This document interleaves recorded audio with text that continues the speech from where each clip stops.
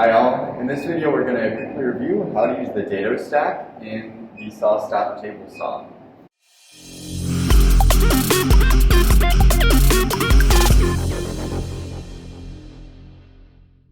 So the Dado Stack is used when you want to remove a wider swath of wood versus the normal 330 seconds that the generic blades take out. To do that, you need to swap the blades. You also need to replace the Sawstop cartridge. The default one that's in here is for a 10-inch blade, that's the normal width, and the replacement one for the Dado Stack is for an 8-inch dado that's 8 inches in diameter and much wider, so it's a bigger chunk of aluminum that hits into the blade. So first we're going to take out the throat plate. And looking down in here, it looks pretty dusty, so what I'm going to do is kick on the fan, and just manually by pushing the button, the machine is off, should be obvious. And then we're just going to grab the compressed air and blow the dust down so it gets sucked up. Turn you on.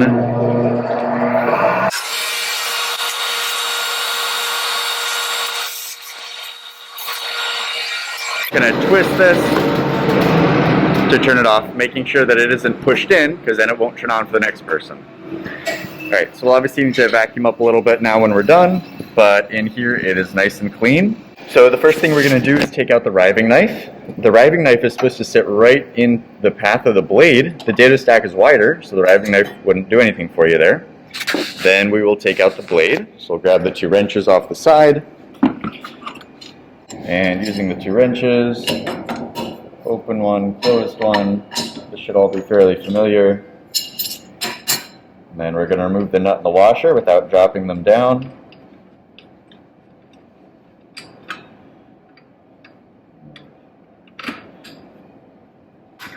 And then we're going to carefully take the blade off, nice and gently, so we don't whack the carbide teeth and chip them off. I'll lay that over here softly on the plastic part of the table. Then, down here, hopefully you can visualize the brake cartridge. So there's the red key, which we're going to pull out. So I'm going to twist that upwards until it clicks. Sorry if it's hard to see. And then this pulls out. Then we can remove the cartridge, and that just slides right out to the side. So you pull over to the right, and it should slide right off. And then we're going to come over to the side of the table saw, grab our Dado cartridge. So this one is wider, and the Dado Stack. Bring them over here. And first we're going to put on the cartridge. Alright, so here we have the cartridge, and just comparing it to the other one, you can see that it's obviously wider. And also, it's a little bit taller, if you can see that. And that's to account for the different diameter blades. So it goes on the same way the other one came off. The way that I do it is I register the 2 pinholes.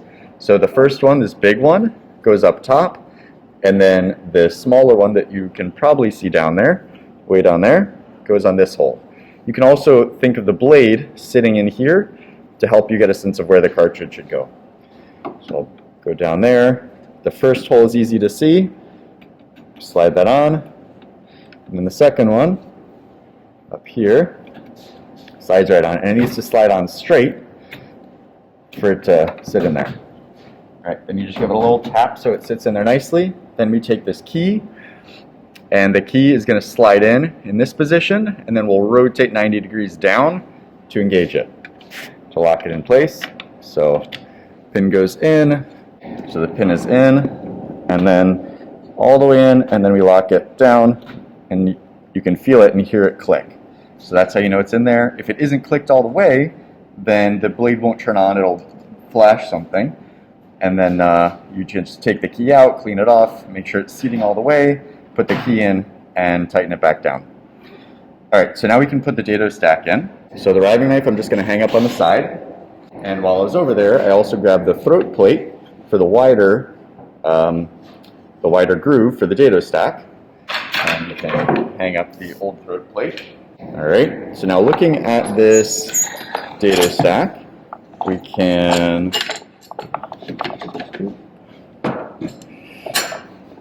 take this little bolt out And this sheet of paper is actually pretty useful, so we don't want to lose it, because on the back there's a chart, and the chart shows what stacks you want to use to get to what thickness. So if your goal is to get to a thickness of, say, a 1/2 inch, if that's how much you want to take off, then you want to put in an 8-inch blade, and you want to have 2 of them in there. And then you also want 2 chippers, which are an 1/8 inch thick. And altogether that adds up to a 1/2 inch. So I'll show you what that looks like.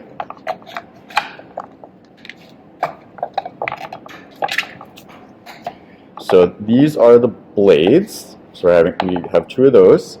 And the blades always face forwards so that the teeth are cutting towards us. And in this case, on these particular blades, the text is now on the outsides. So text on the outside and text on the outside means that the teeth are facing towards us, which is what we want. And then the chippers live on the other side. And all these other things are the shims, which I'll show you in a minute. So these are just bigger shims. And then these are the chippers that go in the middle. So it said we needed 2 chippers to get up to a 1/2 inch in total. You're on there nicely. And we don't want the teeth to hit each other. So we're going to offset the teeth so they aren't whacking. And then another chipper. And since we're doing 2, we'll offset them at 90 degrees to each other. Otherwise, we might do other angles so that they're evenly spaced. And then the other blade sits on top. Just like that. So that should get us to our total of a 1/2 inch of thickness. Put that down. So now I'll show you. Here are the various shims that you can add. The shims you just put in between the chippers and the blades. So some of them have letters and thicknesses written on them. Here, these shims and spacers have letters, so you can figure out which is which. You can also grab a pair of calipers if you need help figuring out what thickness they are. And then once it's all stacked up, you can grab the calipers off the wall and confirm the thickness. And you should always do a test cut to make sure that you're getting the thickness cut that you want before cutting in your final piece. So I will just put this away for a second. So now we're going to take our stack of blades and slide them on the arbor. You can put the blades and chippers and shims on one at a time. Probably the better way to do it. I just put them all on at once. Making sure that the teeth are facing towards you. If they're facing the other way, they won't do very much, but burn your wood. Washer nut, without chopping them hopefully. And then you need to make sure that the teeth aren't hitting each other. So you need to get the chippers and the blades lined up so that the teeth aren't pushing against each other. If they are, you'll break them off. So we're just going to go around and make sure that none of these are touching each other, so they're all spaced out. So we're in good shape there. And I'll just tighten down. And then, this is very important, we need to check the spacing between the blade and that cartridge. So there's a tool on the front of the machine, this little yellow thing. It's just magnetically attached to the front. And this is what we're going to use to make sure that our spacing is correct. So this has an Allen key in it. The Allen key is used to adjust the spacing. This yellow piece, this tip of it, is what we use to gauge the thickness, the appropriate distance. On this tag, you can read it, it says that the appropriate spacing is a 1/16 to a 3/32 of an inch. This guy is 0.070 inches, which is a little more than a 1/16. So that's what we're aiming for. It could also be a slightly bigger gap. It says check here. So the location that you want to check is just at the top of the cartridge. The way to adjust it is with this Allen key, right in this big yellow bolt. So if you turn it clockwise, it gets it closer. And if you turn it counterclockwise, it gets it farther away. So what we want to do is put the spacer in between the block and the blade. And then you want to be able to turn the blade right there. So it's actually a little tight right in that spot at the check here mark between the tooth and the cartridge. I can put it in between, no problem, obviously, but we need to measure at the tooth. So I'm going to turn the Allen key a little counterclockwise. Now we can fit the spacer between there. So now we have the clearance that we need. That was just by turning this bolt. So I just turned it counterclockwise a little bit. Now if you start it up, it could blink and say that it's too far away. Blink green end have the solid red, and that would say adjust position of brake cartridge. And that would mean that we're probably too far away, and then we need to get it a little closer. So now that is properly spaced. Again, the riving knife we don't need for the Dado Stack. We can just put that lever down. Then this goes back on here, and now you can cut your dados.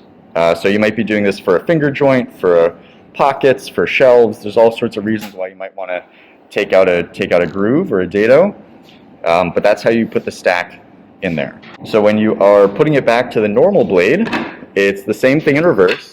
The important piece is to use the spacer again when you put the normal 10-inch blade back in with the other cartridge.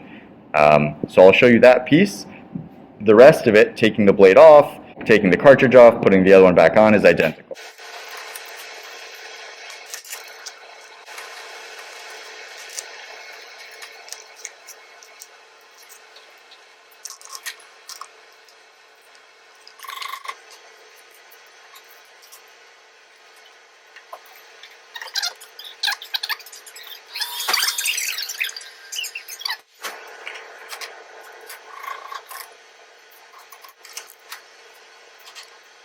So now we're going to check the spacing again. So I'm going to take this yellow card and put it right in between at the check here mark, right in between the cartridge and the blade, and spin the blade. And we actually have a lot of clearance. So what I'm going to do is get it a little bit closer by turning this clockwise.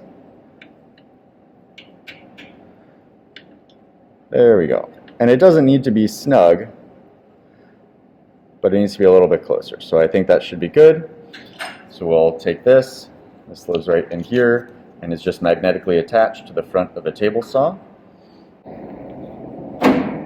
Our cartridge lives right in this container, which will hang up on the side of the table saw along with the actual dado stack and the other table insert.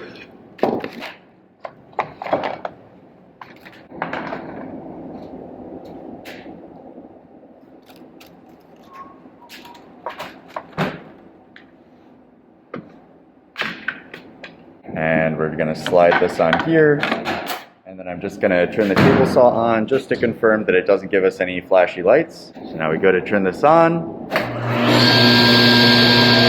and all good.